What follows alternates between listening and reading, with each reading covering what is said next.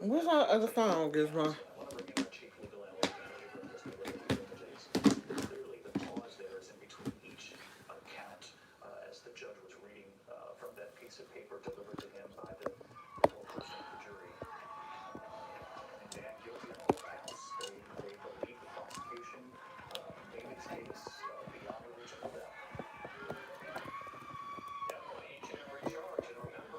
Hold on, y'all. I'm trying to get this camera right.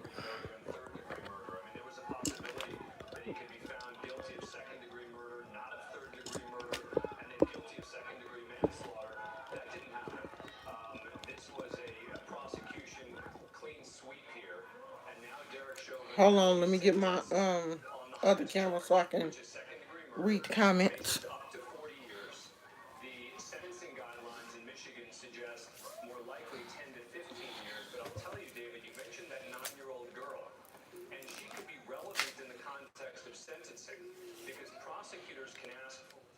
Let me turn this down. So, if you don't know, Derek Chauvin was found guilty of all charges in uh, George Floyd's death.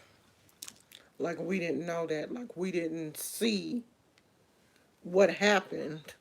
It's just ridiculous to me that it took a trial a year. It took a year for them to find this police officer guilty when we all saw what happened.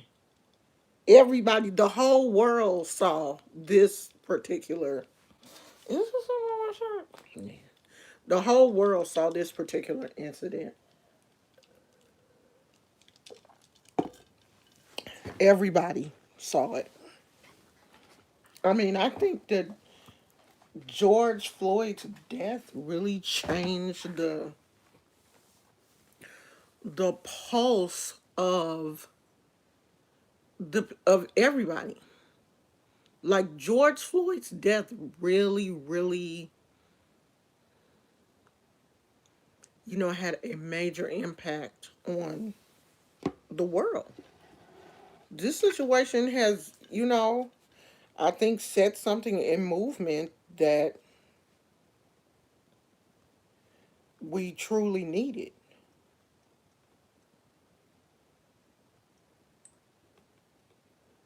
Yeah, I mean, it's sad that someone had to die for it to happen, but I really do believe that his death started a movement. A movement that should have been started years ago. You know what I mean? Because black people have been and are still being killed by the police. Still. We just had an incident. So, I mean, I know people are happy that this police officer was found guilty on all charges, but in the grand scheme of things, like in the big picture, what does that mean? You know, does it show police officers now, okay, we got to watch our back because if we do what he did, we'll get what he got? Will they start to, will this start to dismantle that good old boys um, police officer mentality? Is that mentality going to crumble? Because until that mentality crumbles, things will continue in the way that they're going. Like the sentencing now, they're saying that the sentencing is in 8 weeks, I think. I think the judge said the sentencing is in 8 weeks.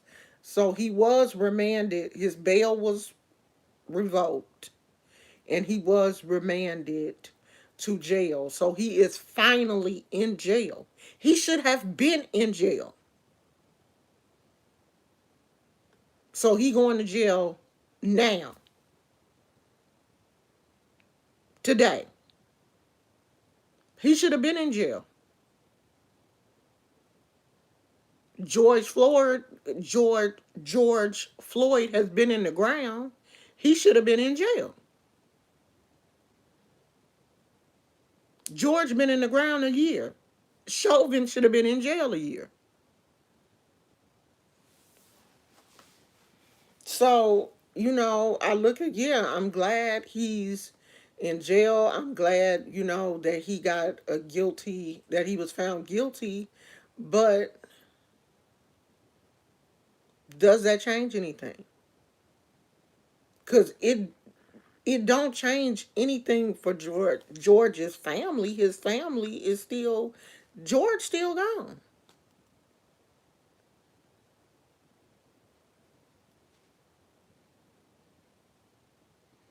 Hello from Mississippi. Hey everybody. Hey Lady Hathor. Hey Deborah. Hey Shara. Hey Reese's Pieces. Yeah, I mean, um I'm watching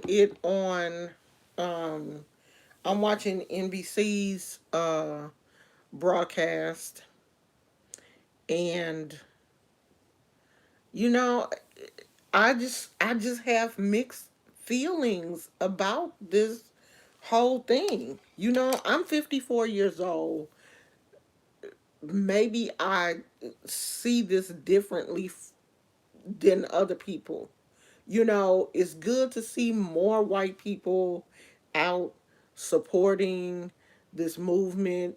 I'm seeing, more white people as allies to black people than I have ever seen in my 56 years. That makes me feel better. But I still feel like it's not enough. This is not enough. When things happen like this, the police officer should be punished at once. Because when we do something, they take us to jail. We sit in, it's probably people in jail now for selling $15 worth of weed, $20 worth of weed.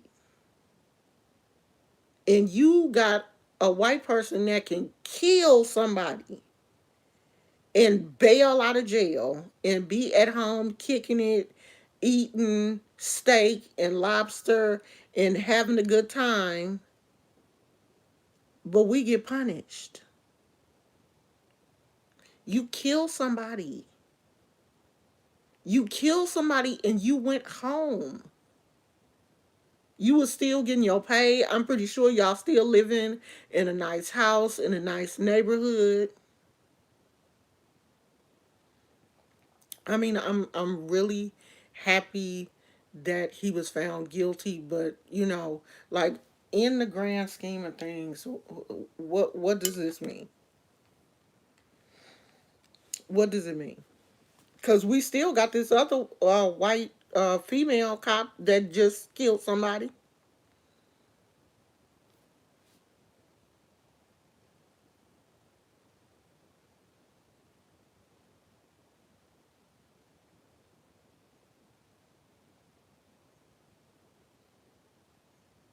CNA squad said, "We all know why that man wasn't in jail, sister, and it's sad. And you right, it don't change anything because a life was lost. Nothing has changed." I remember a black police officer, and this is going being circulated now on TikTok. There was a female black officer who stopped a white officer from choking a child during a stop, or I guess they was arresting a child or whatever, and the black officer stopped the white officer from choking this kid. They fired her. They fired her and took her pension. I think for like 8 years. I think she finally got her pension. Now, she didn't do nothing wrong. She tried to prevent an officer from hurting someone, and she got fired.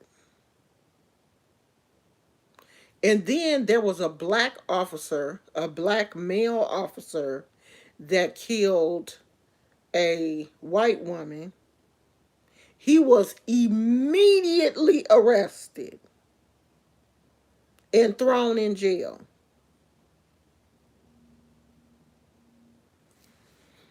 But this is how America is set up. You know, last year I told everybody 2020 was the year that we were going to start looking at and seeing things differently. The veil was removed in 2020. The veil was removed in 2020. And so this year and every year after, you know, things, more and more things, more and more people are going to become enlightened. You know, our thinkings are going to be different after last year. When the veil is removed, we start to see things different, especially people who, you know, if you want to, the word empath, I think, is thrown around so much now that everybody believes that they're an empath. But if you are a sensitive, I like the word sensitive more than empath. If you are a sensitive person, you're going to feel more. Your feelings will be heightened more.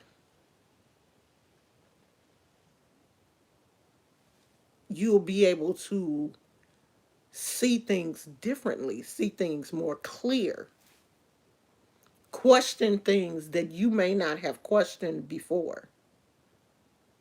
Look at situations and see farther than you were able to see before because that veil has been lifted. And I really do think that it is going to cause more people, you know, we are going to get more allies. We are going to have more white allies. And it's going to, you know, teach us how to be a little bit more trusting because I'm not going to lie. There are not a whole lot of white people that I trust.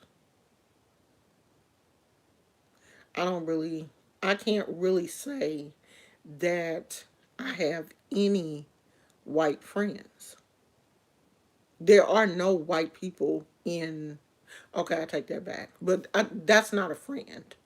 I have white people in my family.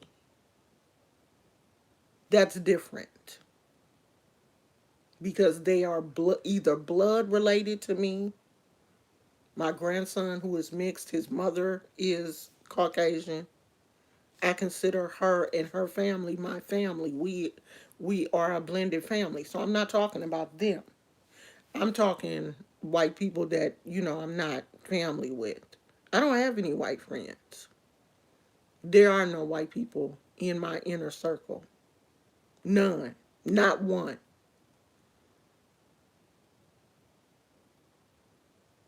And I know that, you know, there are some white people that, you know, really want to be our allies, really want to help us, really want to um, understand us. And they really see, like, damn, black people didn't been through a whole lot. Ain't no way in the world I would want to go through what they didn't been through. I went to the doctor, and they do, I think white people are starting to be a little bit more compassionate towards us. Like, I went to the doctor today and I had to get a lumbar X-ray. So the tech asked me, did I have on uh, a wire bra? Because if I did, of course, you have to take that off. And I said, no, I have on a sports bra. So she said, well, do you have on anything that is metal? And I said, no, like, like in my pants or whatever. And I just had on some yoga pants. So, they took me on to do the x-ray. And so there was the x-ray tech in the back, and then the woman who was putting me up against the, machine, positioning the x-ray machine. So they took one picture, and the tech, who looked to be Filipino or something, she wasn't white. She was some type of Asian culture. Said, "Oh, um, ask her if she has on waist beads because there's something around her waist." And I said, "Oh, I'm sorry," because I do wear waist beads. And so I said, "Oh, I'm sorry, I'll take them off." And the white lady who was the one helping with the X-ray said, "Oh, are they cultural?"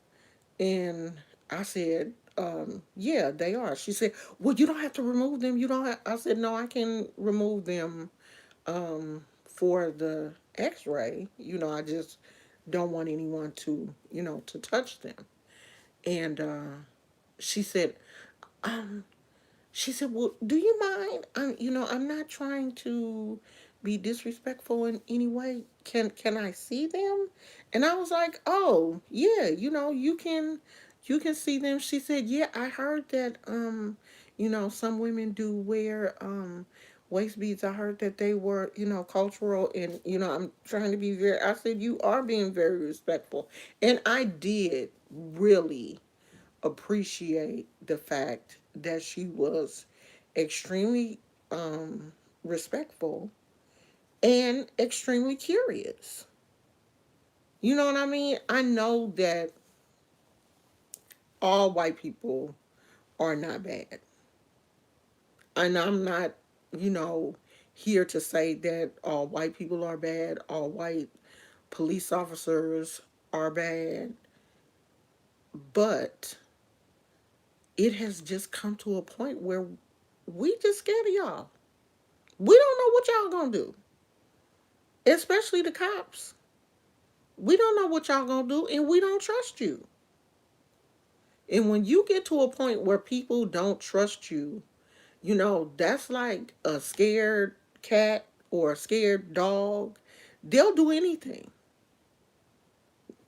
if they don't trust you.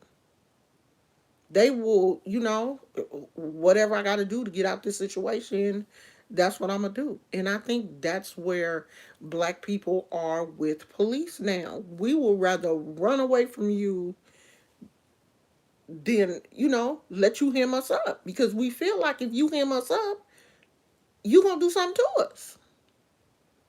We going to be the one that ain't going to survive because y'all got a bad track record.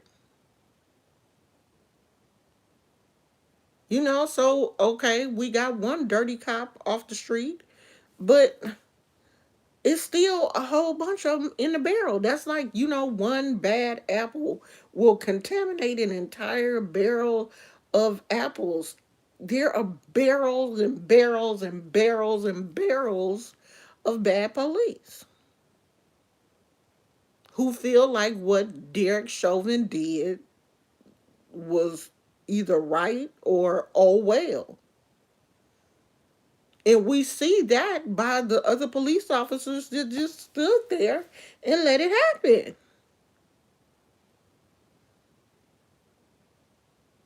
So, I mean, I'm happy for George Floyd's family if this brings them some type of closure. But as far as me dancing in the middle of the street because one bad cop went to jail, I'm sorry, I can't do it. I can't do it. Because what's next? Until they dismantle this system the way it is designed, this will continue to happen. This shit ain't gonna stop happening. We still got to bury this young man that just got killed recently. While the trial was going on, another black person was killed. So I'm sorry, I'm not doing a two step out in the middle of the street because Derek Chauvin ass is in jail. This is not, it's just not doing nothing for me. I'm not happy. I mean, my ancestors, they went through too much for me to be like, oh yes, no, hell no. Mm-mm. I mean, don't get me wrong. I'm glad he's in jail. I'm glad it went in this direction. But my point is, where do we go from here? The system is not fixed. The system is still bad. It's still bad for us. It's still bad. That's just one dirty cop that is in jail. But George Floyd's children still don't have a daddy. It didn't change that.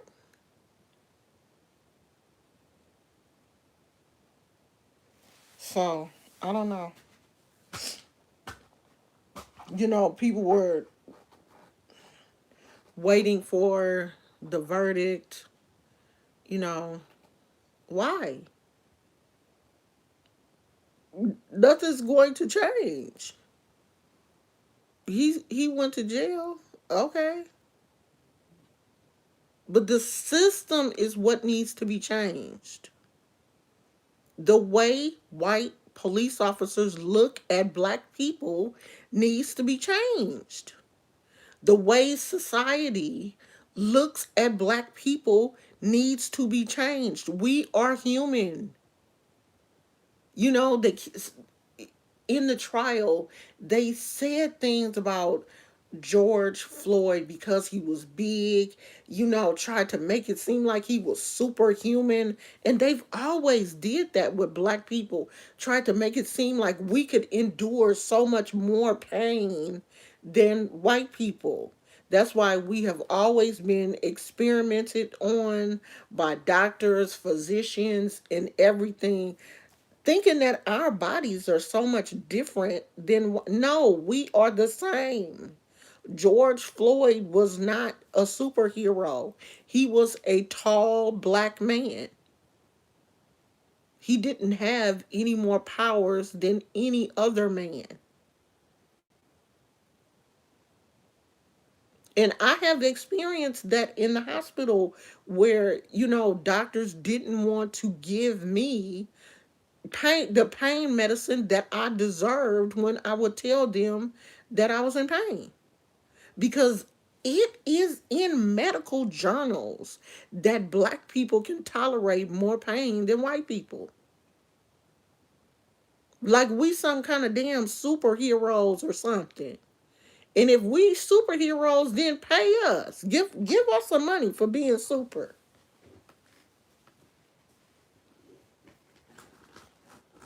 I've been watching this show on Netflix called Black Lightning.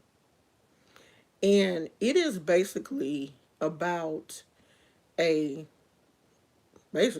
family of superheroes, because Black Lightning has two daughters, and they are um they have powers also. And it's so interesting that the black dude has a black lightning, so it's a lightning bolt on his costume, and he is a very handsome uh, black man with two daughters. The daughter, one of the daughters, they have named her Thunder. And it just reminded me so much of Shango. Shango, the god of thunder and lightning. You know, a lot of these comic book superheroes, um, what is the guy's name that died? The white dude, the Marvel guy. I can't think of it. Stan Lee. Stan Lee did a lot of research on African gods and goddesses. And if you look at a lot of the superheroes, they are kind of modeled after some of the Orisha. He went and did intense study on that. That's why Black Panther had such a deeply cultural, spiritual foundation and undertone with the ancestors, the worshiping of the ancestors. When Black Panther's father passed away, to see him in all white as an ancestor. Stan Lee did that. So it's okay to go and research our gods and model these TV shows, that make billions of dollars, movies that make billions of dollars. But the people that are really attached to those Orisha, you have scared us so much about our own spirituality. We won't touch it. We won't touch it because you gave us blonde haired, blue eyed Jesus, who is more palatable and easy on the eyes to hold on to. You, I, I don't know if I want to, have anything to do with a God that has a lightning bolt. But you'll take Jesus.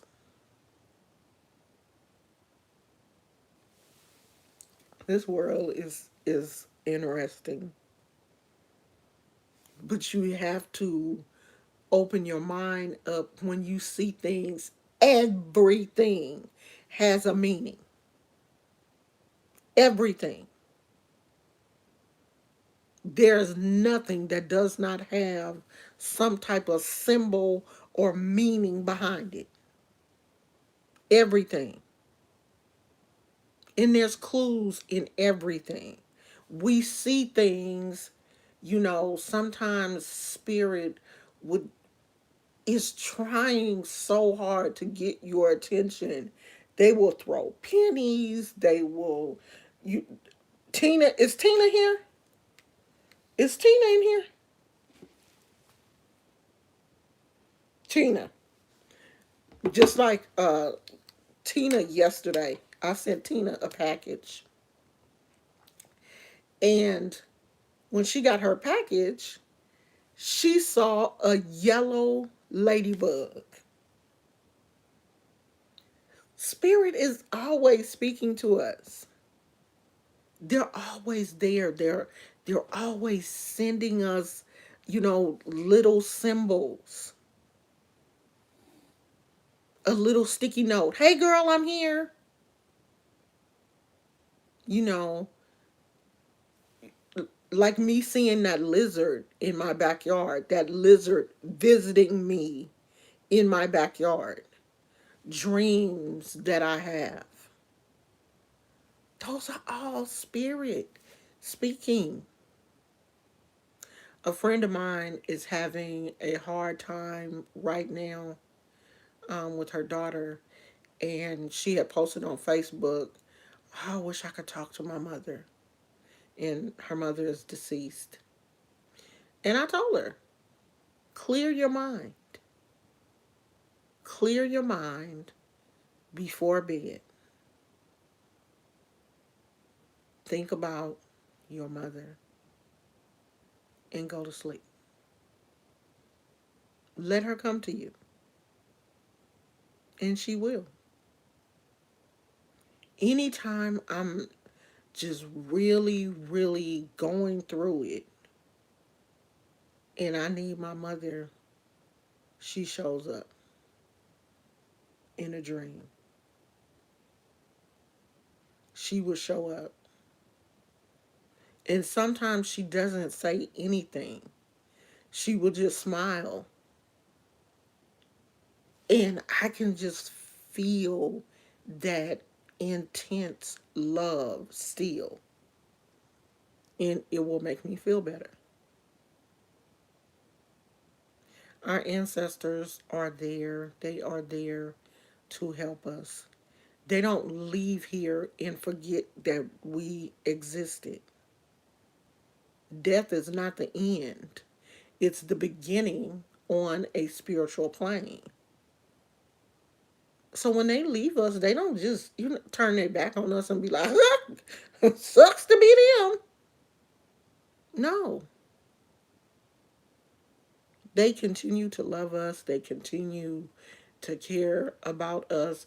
They just don't have all of this, day to day gunk holding them down, weighing them down.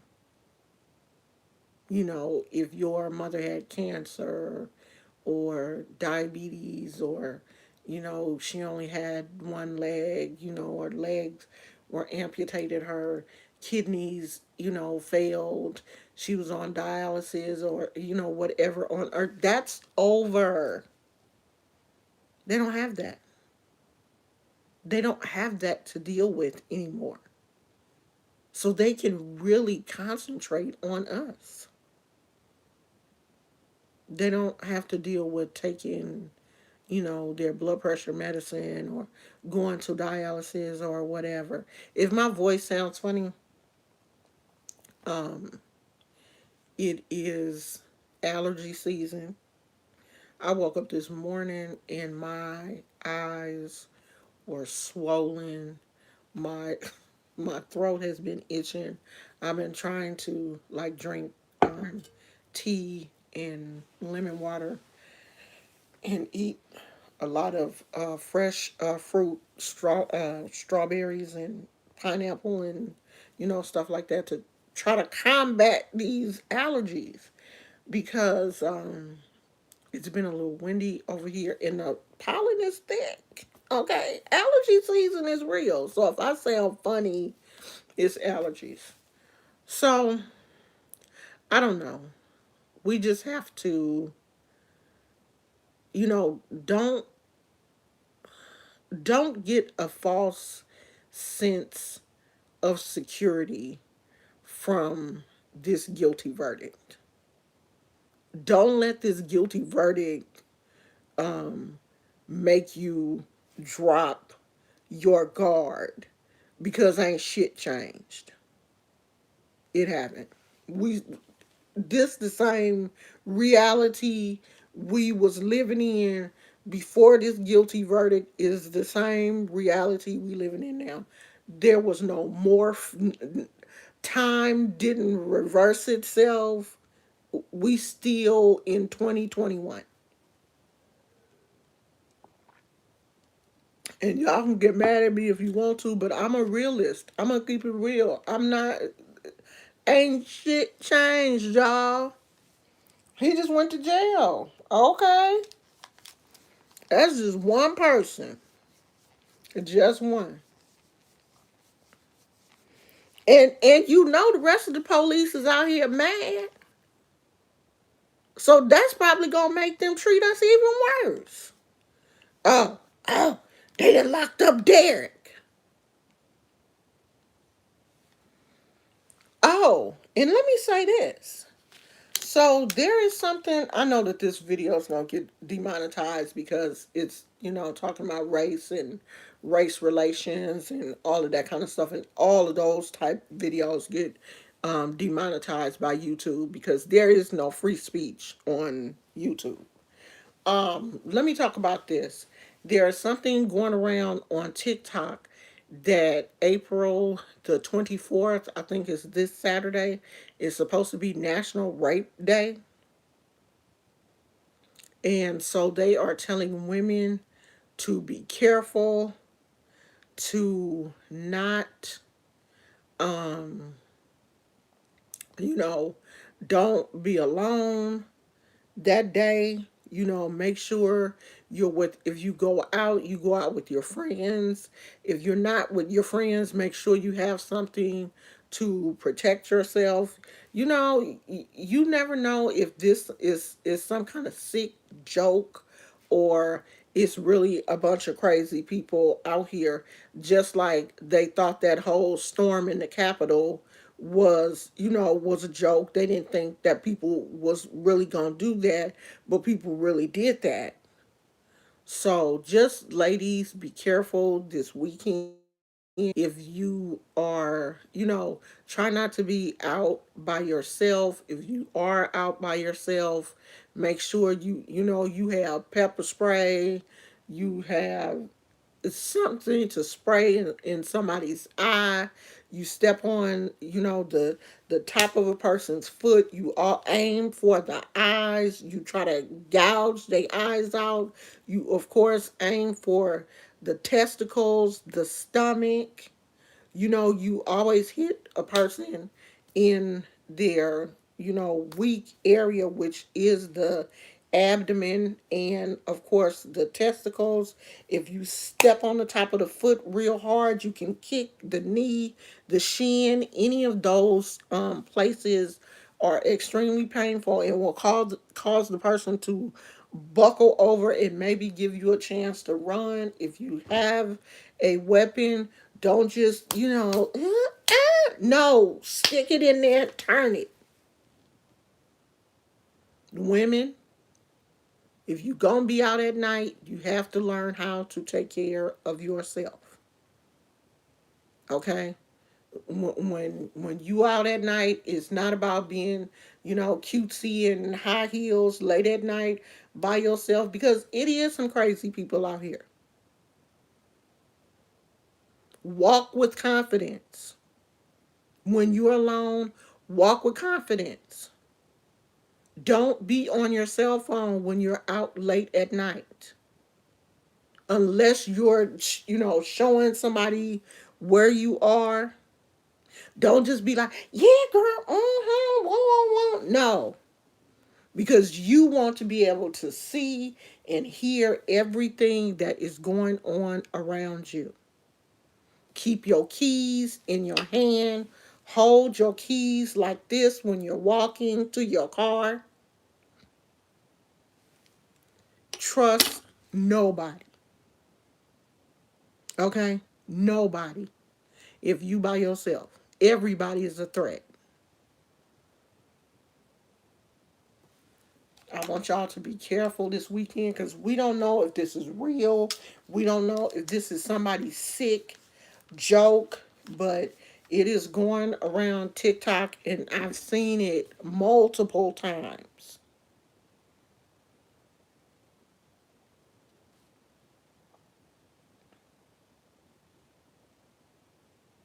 Hey Reggie. Yeah, it's a really good show, Tina. It's on Netflix. It's called Black Lightning. It's really interesting. But if you look at a lot of these, type shows, you'll be able to see the Orishas in them if you look hard enough. And you don't know how many people have studied African spirituality because they know that it's something deep there. And they know if black people really come together, if we can really come together on one accord when it comes to spirituality, if we start practicing it again out in the open, like they used to do in Louisiana, I believe a lot of this stuff would stop. I really do believe that white people would just leave us alone. But we're not ready for that conversation.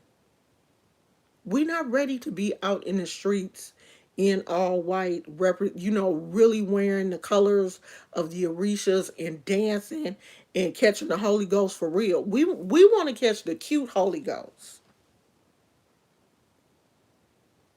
We want, it's okay to speak in tongues and catch the cute Holy Ghost in church. But you don't want that Orisha to come down on you. You don't want to catch that one.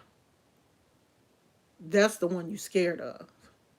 That's the one that white people have told you is bad. If you catch that one, if you understand that dark religion is bad. They want to control us. They want us to believe. They want us to only take what they give us. And they want us to believe that what they give us is good for us, and it's not. And I believe that's why we're in the position that we're in now, because we have allowed them to control us for so long. But the good thing is, a lot of the good old boys are dying. That generation is dying off. There's a new generation coming now. You notice now the majority of these kids, the kids that are being born now, a lot of kids that are being born now are mixed. So that is making these families blend together. Just like my family. White, Filipino, black. Where it used to be, everybody was black.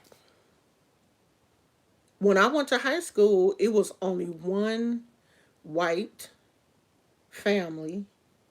One. So it was three white kids at my school, all from the same family. And it was one set of Tongan kids. It was a Tongan boy and his sister. And then there were a few Hispanics sprinkled in, but not even many of them.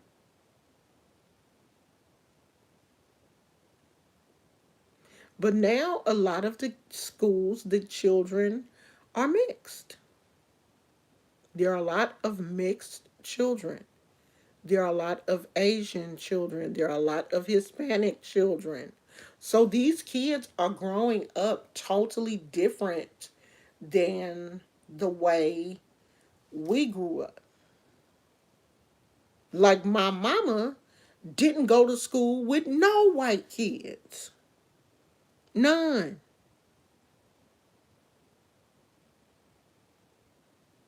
My husband, he lived in an area, he went to school with white kids. He had white friends because of the area that he grew up in.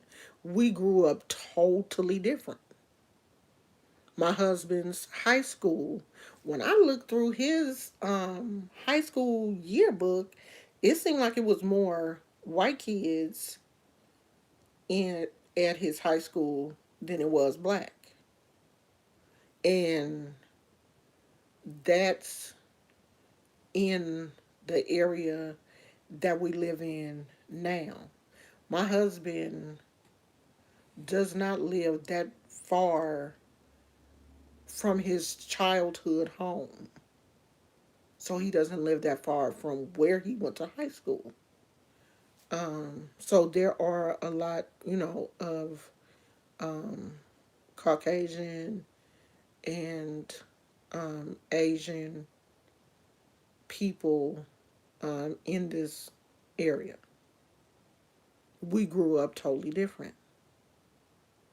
We have a totally different view of white people. My husband was actually married to a white woman before me. So we have a totally different view of white people. We have had some interesting conversations. And that is something that I would love for me and my husband to sit down and do a video about. With me being really honest about, what it was like for me growing up in I don't want to say the inner city, because where I grew up was not like Chicago or, something like that. But I did grow up in a city that, was kind of rough. I grew up in East Oakland. Well, I grew up in West Oakland, but I don't think West Oakland was any better, really. No, I think East Oakland was a little bit worse than West Oakland was. But I grew up in the projects. I grew up in the projects. I'm a projects kid. They were decent projects because they had just been remodeled. And the projects here in California, I've noticed, are totally different from projects that I've seen in some, other areas. Like here in California, the projects, they don't build up, you know, they build out.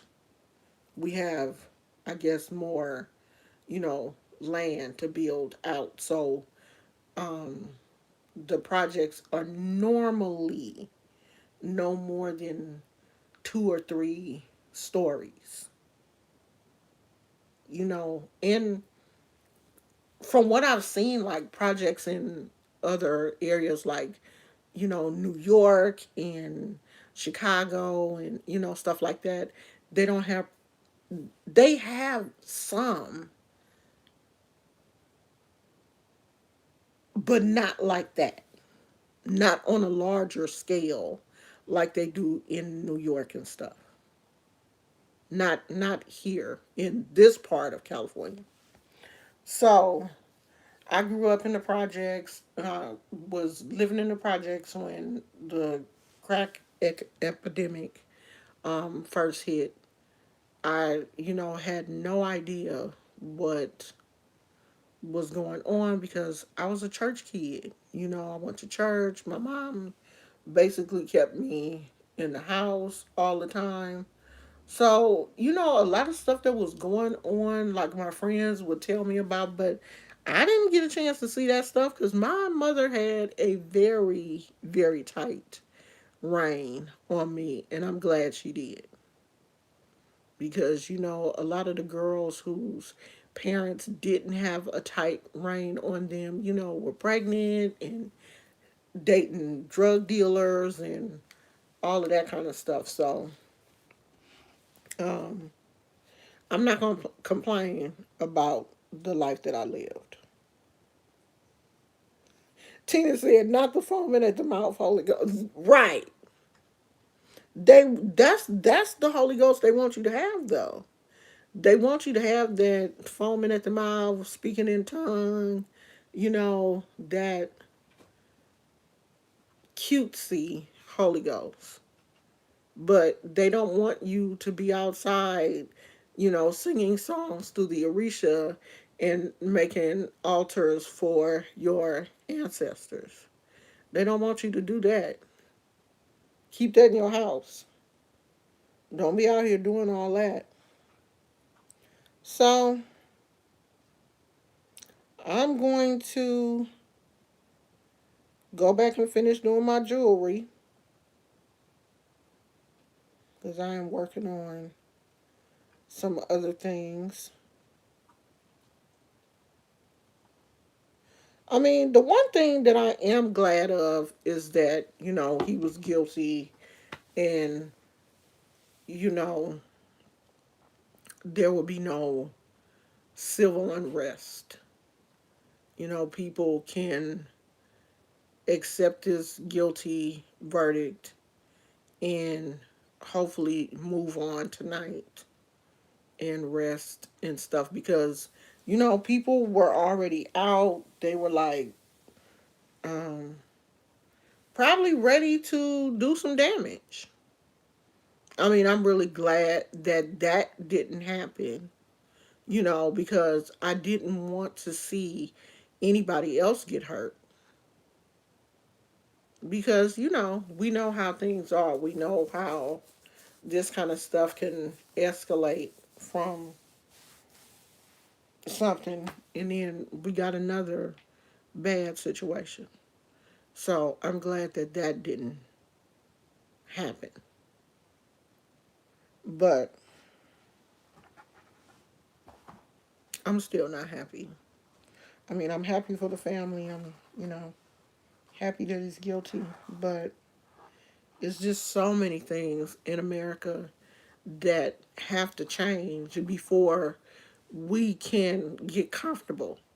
So don't let this give you a false sense of security. Don't let it do it. Okay? Just look at this like, okay, well, they got him.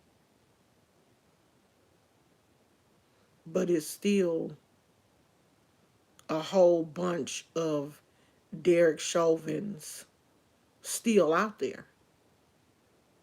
We still have to be careful. They still out there. They just got him. His buddies still work for the police force. That's what we have to remember. His buddies are still out there. That's like you kill one roach. You they in your walls. Ain't nobody got just one roach. You kill one, the mama out there somewhere. You to kill one of her babies. The mama out there, and she can lay 1,000,000 more eggs. So that's what this is. They got one roach. The rest of them somewhere hiding. So don't get comfortable. Because you still got roaches. Just because you kill one, you still got roaches.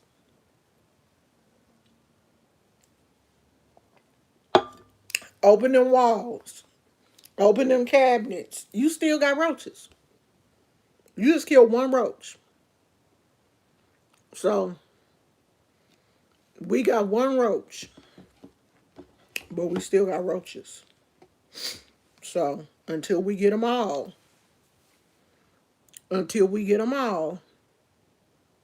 we still got problems.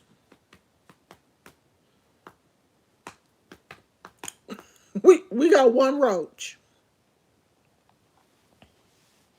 One. Hey, Moth Mama. I'm about to go, girl. I'm talked out.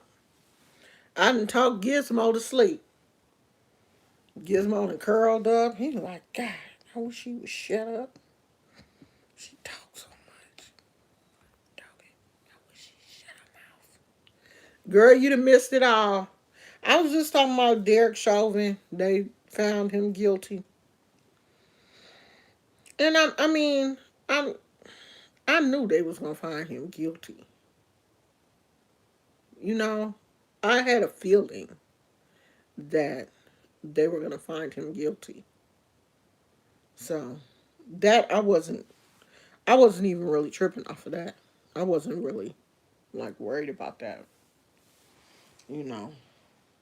And they know if we don't find him guilty, they gonna tear this city up. Yeah, he in jail. He in protective custody. They didn't lock him up. No, the sentencing is in 8 weeks. They didn't lock him up. They remanded him. When the judge said he was guilty, the attorney said, "Okay, revoke that bail, and remand him to jail." And the judge was like, "All right then," and they handcuffed him. But you know the crazy thing is, when the judge was reading his charges, Derek Chauvin was looking like this, like,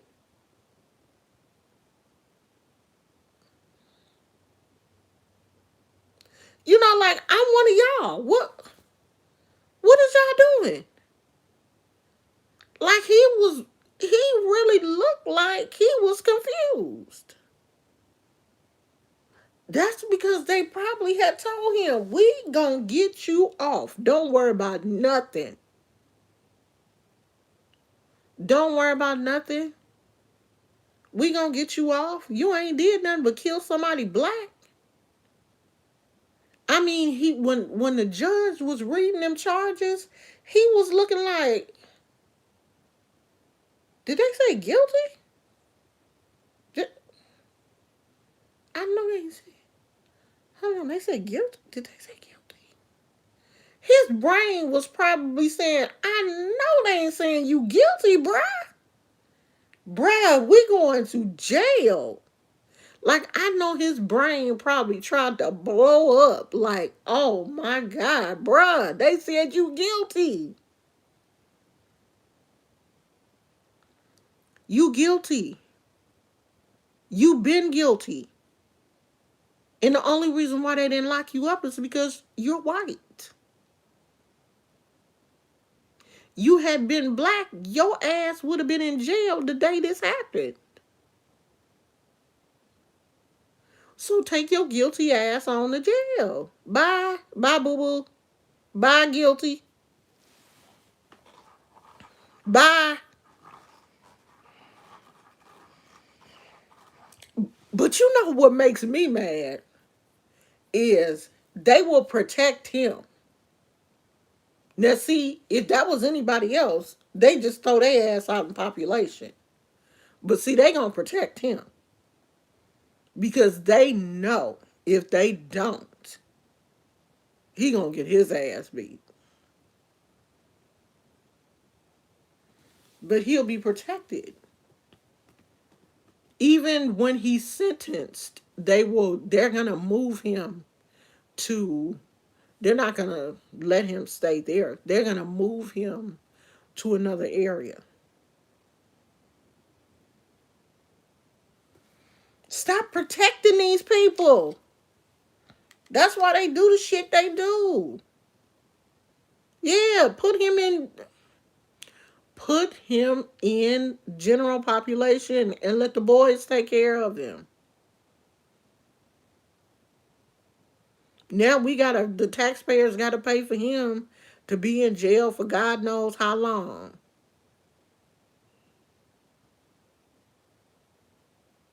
So, child, I don't care nothing about this.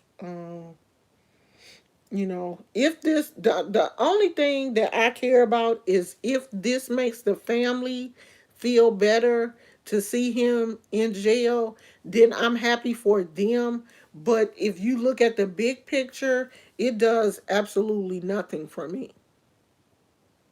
Nothing. Yeah, and they gonna keep protecting her. Yes, they didn't put, and they put that army sergeant that did that to that young boy. They put him in some type of protective custody.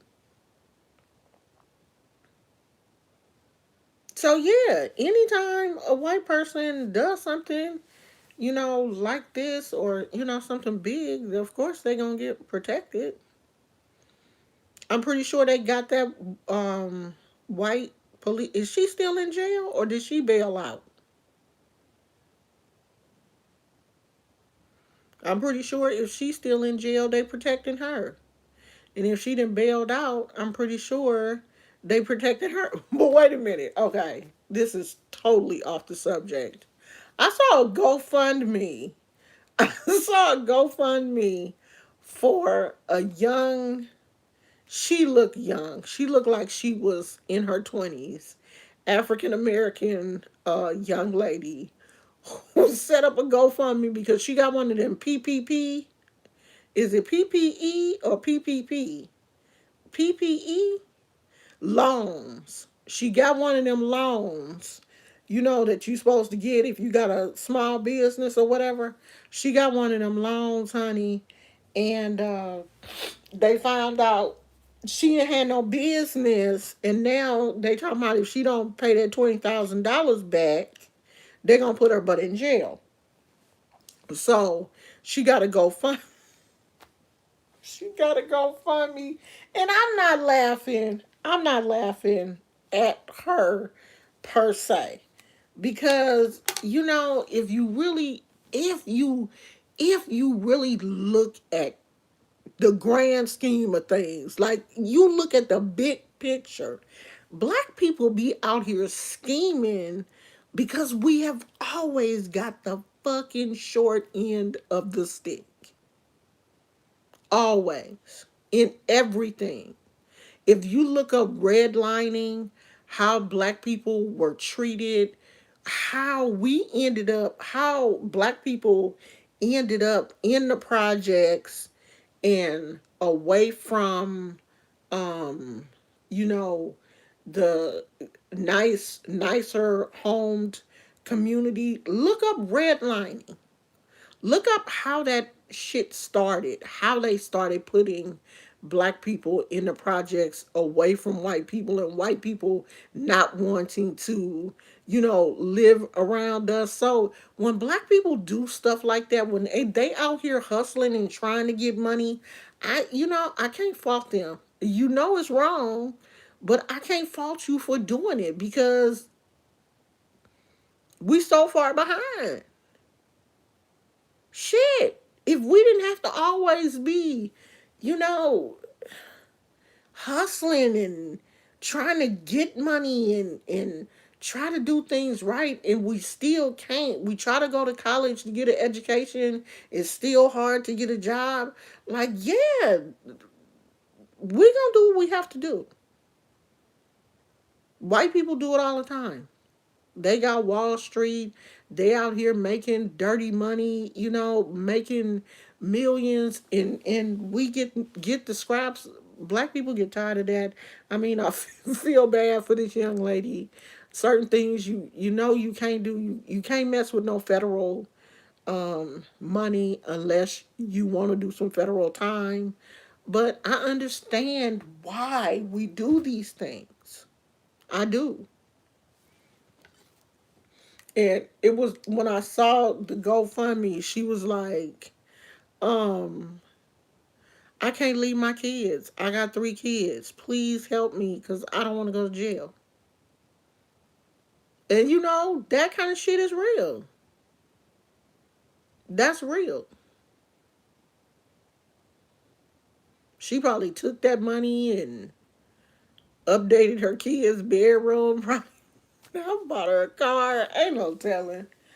You know, we hustle how we can. We get it. We get it how we can. Yeah, black women are some of the most educated. Yes, we are. Because not only do we have, we go to school, we get educated, we have that book knowledge, and then a lot of us have, street knowledge. We have that hood sense. That makes us smart too. So, oh, I'm gonna tell y'all this, and then I'm gonna leave. So yesterday I had a complete. This is bad. I don't have my big light on, so if you've seen a lot of shadows, it's because I only have one small light on in here. Yesterday I had a bad day. Me and this hair. For one, I need a haircut. And every time I passed by a mirror or looked at my hair, I just kept thinking, you look like Don King. Like my mind was playing with me yesterday, and I was just like, I hate my hair. Why did I cut my dreads off? It was such a huge mistake. My hair won't curl. I have bad hair. Like all of those thoughts were going through my mind. Like I really thought that I had a different grade of hair than the grade of hair that I have. I thought my hair was curly. Like my hair used to be curly when I was young. Our hair does change when we get older. My hair is a lot coarser. My hair is very, very thick, a lot thicker than I remember it being when I was younger. So my curls are a lot tighter than they used to be. Like my curls used to be looser. My hair, it seemed like my hair used to be softer than what it is now. So I'm looking, okay, so your thyroid actually does change the um, coarseness, like it makes your hair coarser when you have hypothyroidism. So my hair is a lot different than what it used to be. And it's just not reacting the way that I wanted to. Like like I want my curls to be more defined, and my curls are like, nah, we ain't gonna do that. We don't want to do all that. We just want to just stay on your head and just hang out. Can't you just brush us? And so yesterday, I just had pity party for one. I really just had a pity party. I mean, I do enjoy, wearing my wigs and all of that kind of stuff. But there's going to be times when I'm not going to want to put on a wig. And I want my hair to be cute enough for me not to have to feel like I have to put on a wig to be pretty. And I'm not going to lie to people and be like, oh my God, I feel so pretty every day. I'm the most gorgeous person in the world. No, I feel like everybody else. There are days when I feel fat, ugly, hair nappy, too short, all that. I'm human. I'm a normal person. And then I guess too, yesterday my eyes were, itchy and swollen and puffy, and my face was puffy, and the dark circles were darker than they normally are because they're like dark today. And I just was not feeling myself. I really wasn't. So I was like, I hate this hair. I feel a little bit better today. I put a little bit more gel on it. I gel the sides in. I got to get my husband to Uh, and see this gel that I put on it, it made it kind of hard, and it's not crunchy, but it's kind of hard, and I don't really like that hard feeling. Like I want it to be soft, and so I was just like, I thought this whole natural hair journey thing was gonna be simple, but it's not. Oh my God, it's so complicated. Why does our hair have to be so complex? We are such complex people.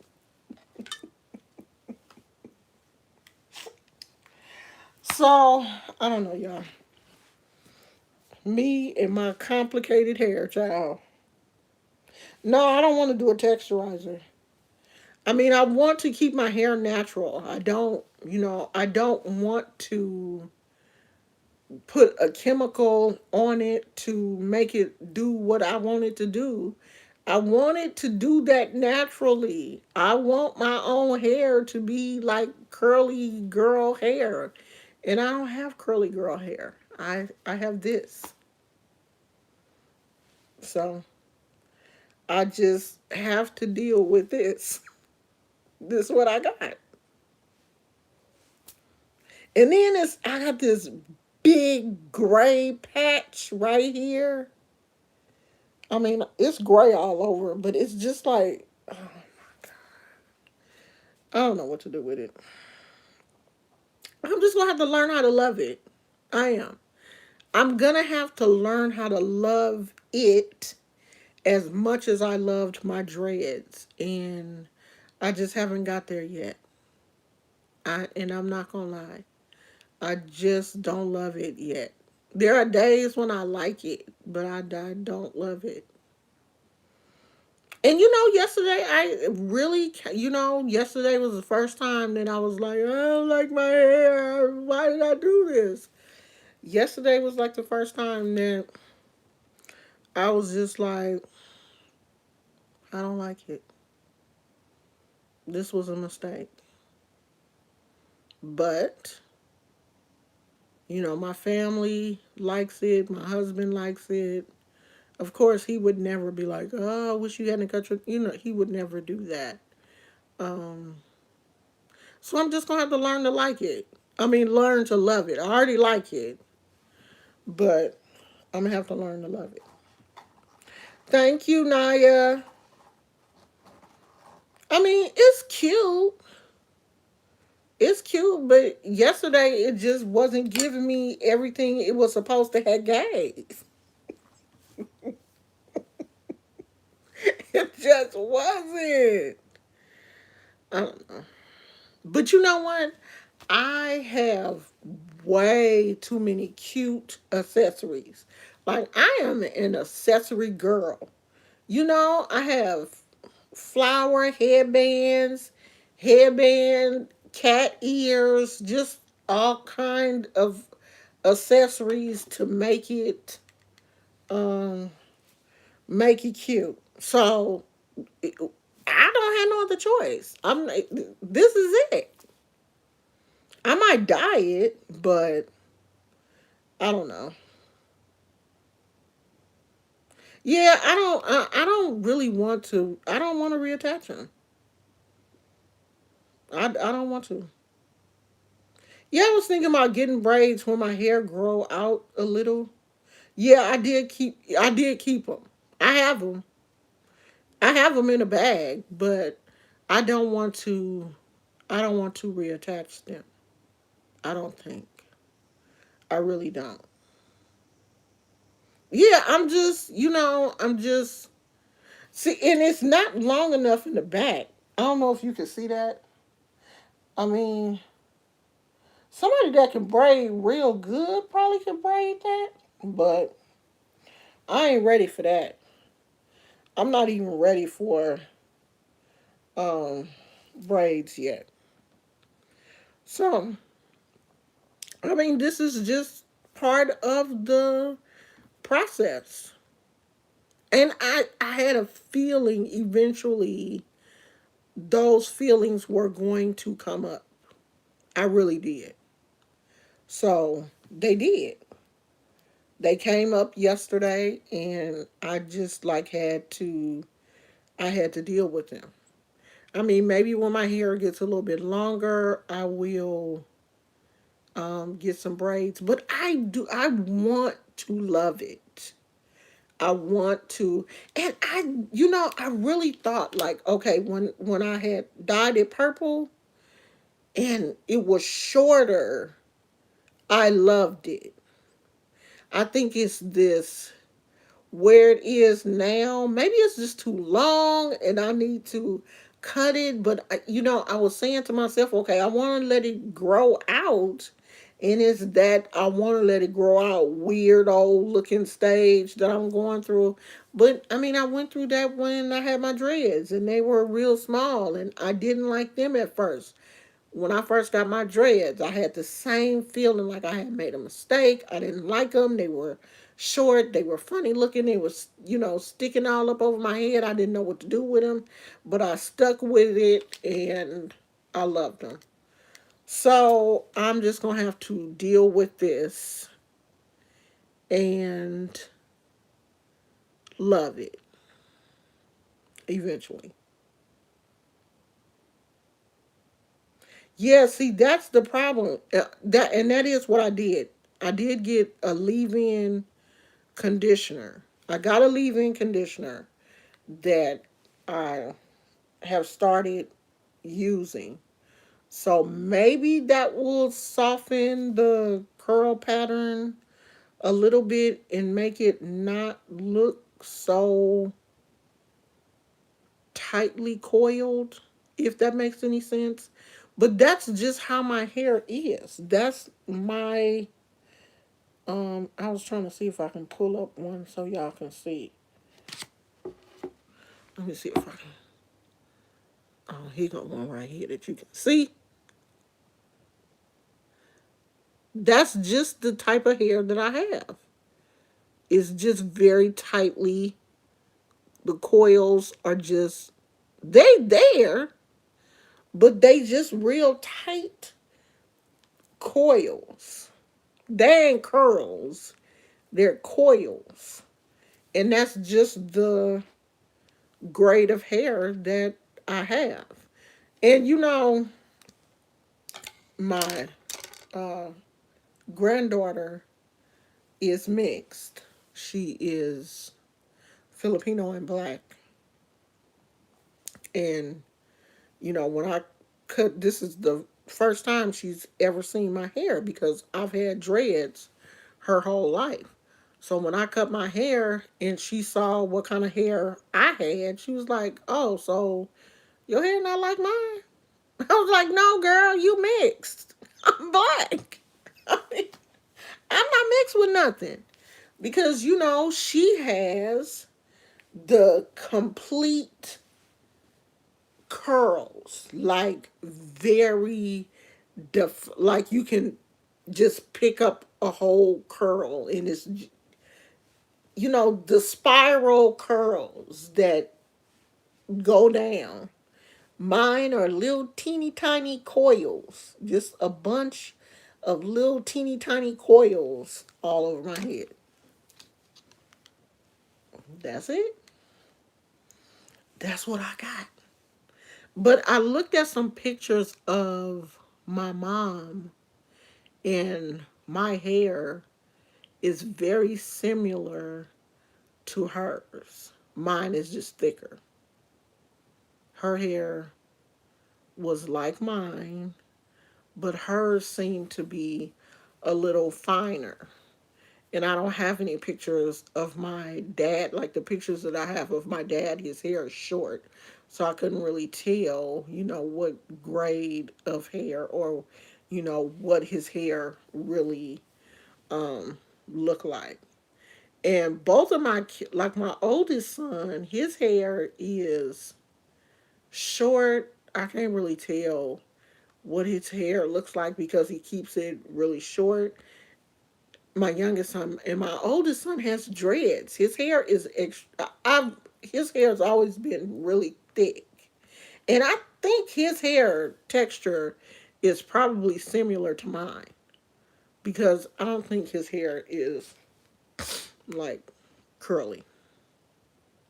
So, this is it for us. This what God gave me. And I got to learn how to love this. Now it may take me a minute or I may never like it.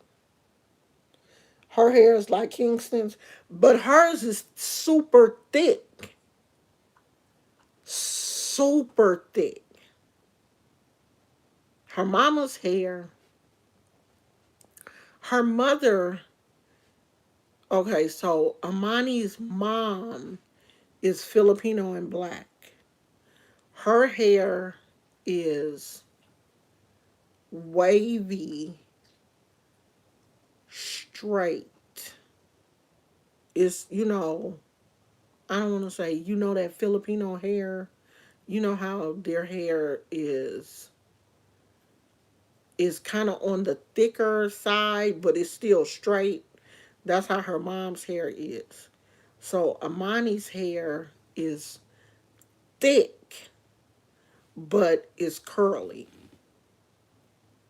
She always had a head full of hair from birth. She came here with a head full of hair.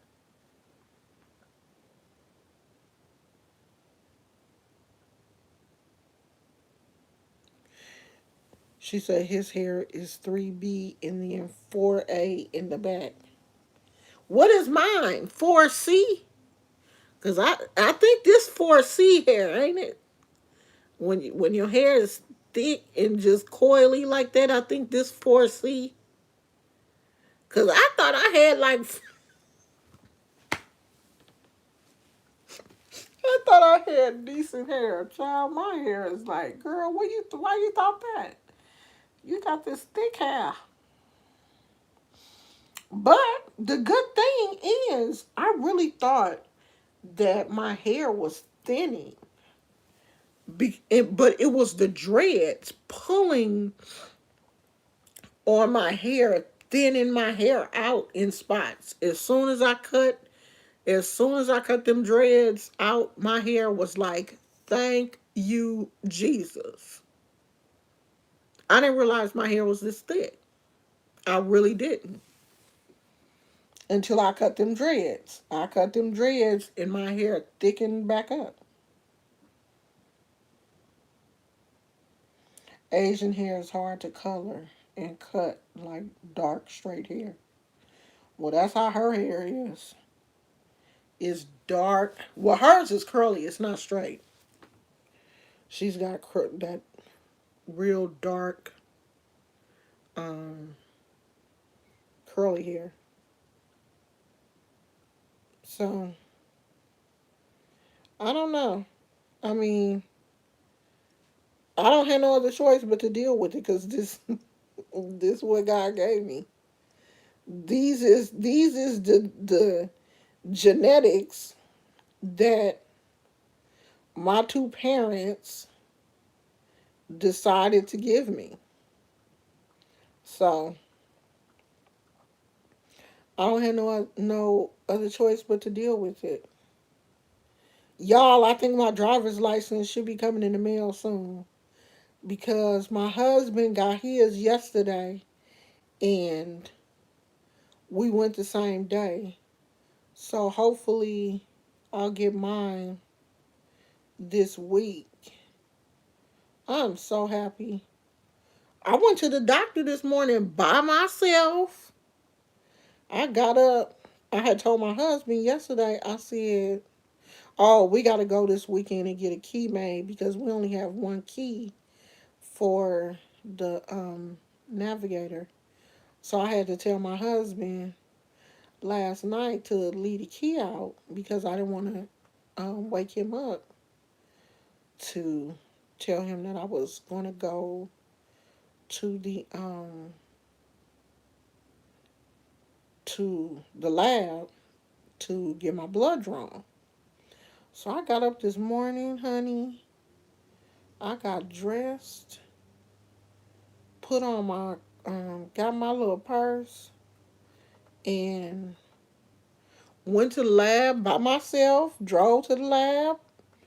Now I know how to get to the hospital and stuff by myself. It's not really the hospital, it's a clinic out here, which I don't really like. It's not a full service Kaiser like the one is in Oakland. So I went out there.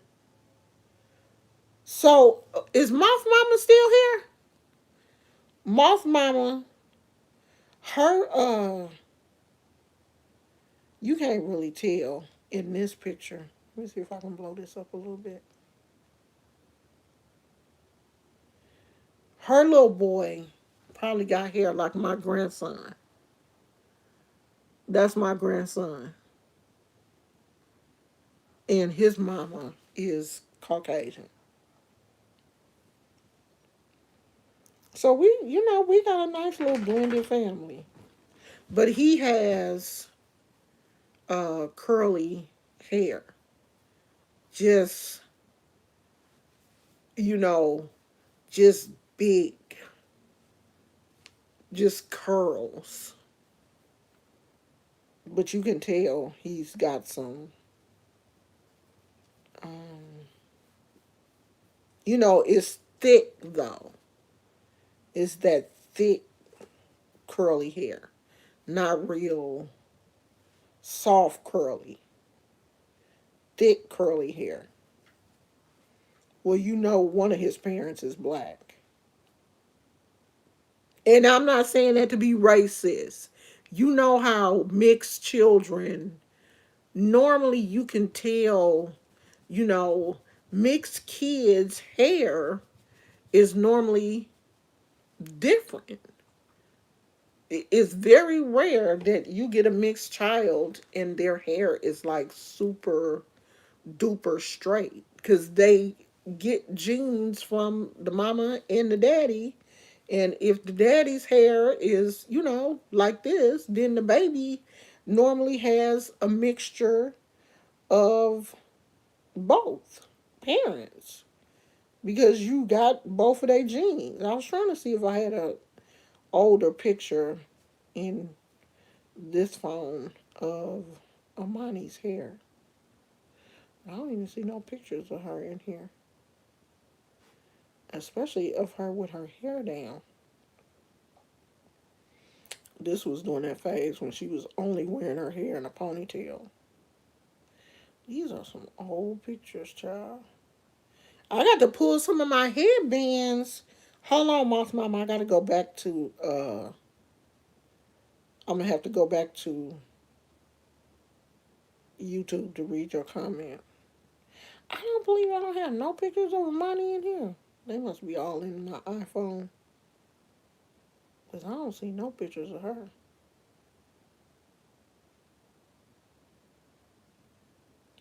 And I got a million pictures of that child.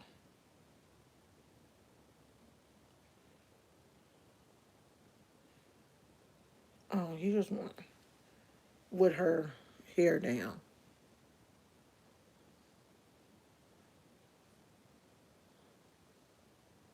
So, see, this one I think she had put something on it. And you can't really see how curly it is because when she don't put some type of product or something on it, you know, big hair just gets bigger.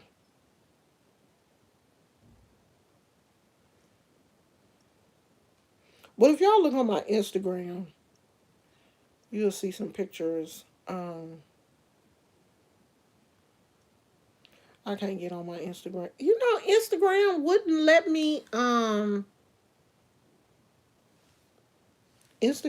let me log back on with my Android. Moth Mama said very close. His hair is real tight, curls in the back, but long and wavy in the front. I think it braids because I don't have the heart to cut his beautiful curls. Yeah. My grandson, I think she cut his hair a few times, but it was because he asked her to cut his hair. She didn't cut it until he wanted it cut. I think my other little grandson, his hair is super long too.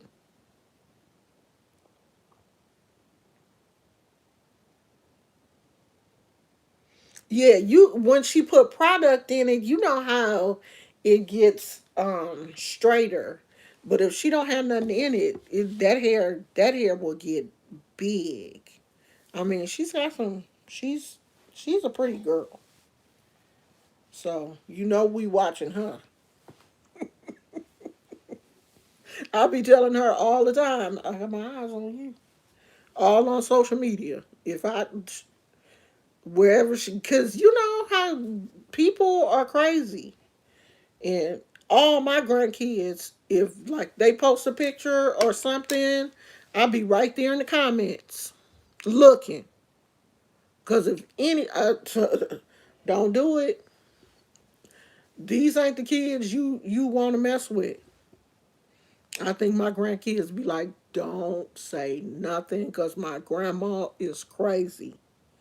Don't post nothing up under my pictures. Don't say nothing crazy because my grandma will be at your house throwing chicken feet on your lawn. She is definitely about that life.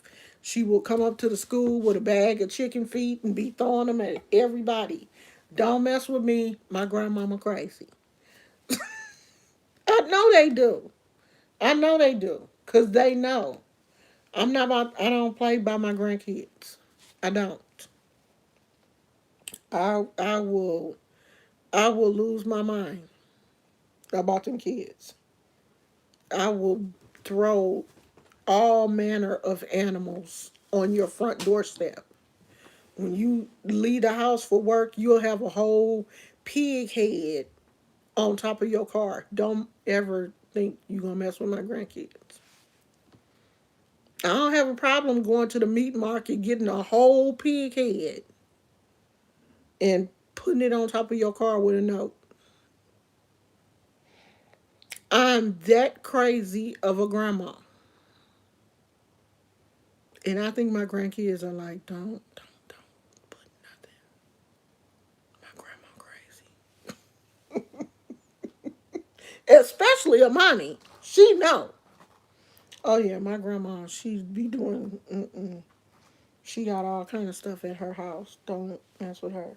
Don't say nothing crazy. Don't. And that's how you should be about your family. Anybody. My husband, my kids, my grandkids. Yes, I will buy a whole pig if I have to. Girl, to be chicken feet flying everywhere. You get a chicken foot. You get one. You get one. Everywhere. They would swear them chicken feet was flying. I get out the car throwing them on everybody. That's how you. That's you. Gotta practice. You can't just be out here. Oh yeah, I love the Arisha. Shoot, I love her. No, you gotta get your hands dirty. You gotta touch some chicken feet. You gotta be out here plucking them feathers and stuff. You gotta have them feathers. And now and then you gotta go get some parts. Get your hands dirty. That's what you gotta do. You gotta let people know that you ain't playing. I'm a real grandma. That's what our ancestors did. That's what they did. They was out there getting the herbs, and Mr. Charlie was messing with them. They go fix something up for Mr. Charlie, tie him up. Before you know it, Mr. Charlie then took sick and died. And your grandma, she balled that stuff up that she made for Mr. Charlie, and then go make her own dig a little grave and put that in there, cover that up, because she done took care of Mr. Charlie. Sure would. Sure would. That's what grandmas do. That's what Gizmo. Poochie. Gizmo done changed spots about 4 times since I've been on this live. And you about to move because I'm about to lay down now. So that's it, y'all. I ain't got no more. I done talked for over an hour. I'm tired.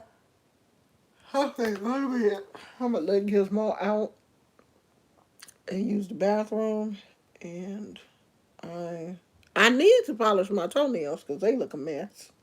But I'm probably not gonna do that now.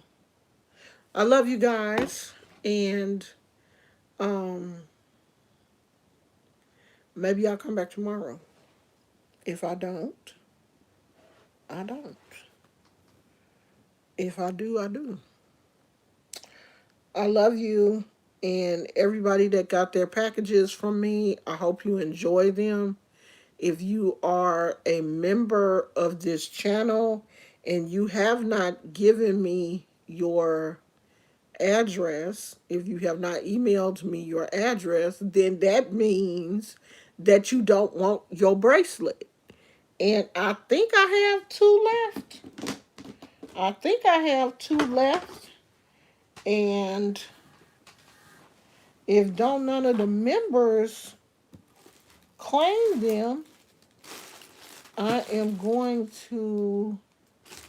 Do I have two left? I'm going to. Moss Mama, did you get your package? You should have got yours today. How many do I have left? Oh no, I only have one left. One ocean bracelet left. But I mean, that don't mean that I can't make any more. But from this go round, I only have one left. Because one is mine and one is Kay's. So I only have one left. So if you are a member of this channel and you have not given me your address, you still have time. If I don't have one for you now, I can make one. And for the people that are, wondering like, what is she talking about?